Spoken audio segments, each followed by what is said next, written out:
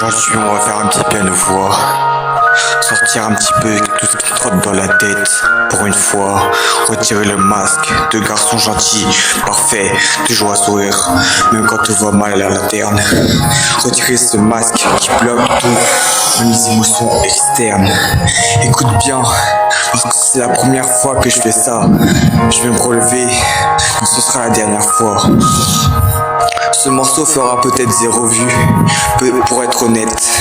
Mais au moins, moi je sais que j'ai sorti tout ce qui me tracasse par-dessus la tête.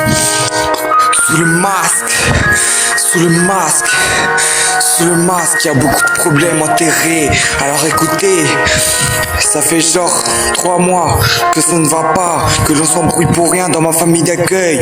Oui, je suis en famille d'accueil depuis mes 6 ans, mais c'est pas le sujet. Attends, je voulais juste te dire qu'il n'y aura peut-être aucune rime dans la suite de ce que je vais dire. Mais j'avoue, j'ai pas trop envie de réfléchir. Que tombe le masque, qu'il tombe, sinon tout s'effondre. Il y a 3 mois à peu près, on était en avril.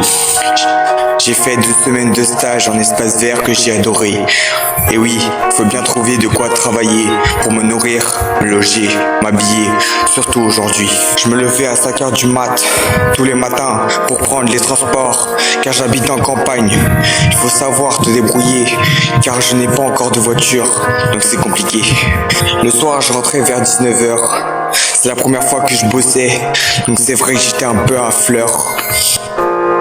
Debout, j'ai essayé de rester calme, mais vu que j'ai la tête dure de Zidane, c'est normal que les gens autour de moi s'emballent. Et depuis, rien n'a changé. Pourquoi? Ça, je ne saurais l'expliquer. Mais depuis, je dors très mal, car j'avoue que tout aiguise ma peur. J'avoue que tout ça me fait peur. Dans 4 mois, j'ai 18 ans. Et l'inconnu aiguise ma peur.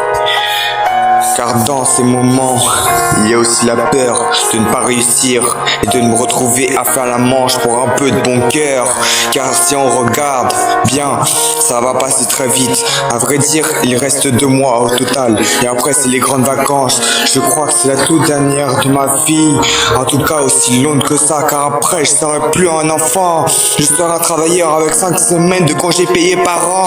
Je n'aurai plus les vacances de dingue qu'ont les enfants. Faut dire aussi, ma femme d'accueil prend sa retraite en décembre. À vrai dire, ils l'ont bien mérité, bien cotisé, bien tournoyé pour l'avoir ce repos. Donc forcément, j'ai un peu de stress de me retrouver à la rue à ce moment, en sachant que ma mère va sûrement me récupérer. Mais je sais au plus profond de moi que ce sera pas pendant longtemps. Et si j'échoue, et si je casse tout, ce que je vais faire? Tu es tombé sur ce morceau et que tu m'as écouté pleurer sur mon sort. Sache déjà que je te remercie du fond du cœur. Mais sache aussi que tu as un grand cœur.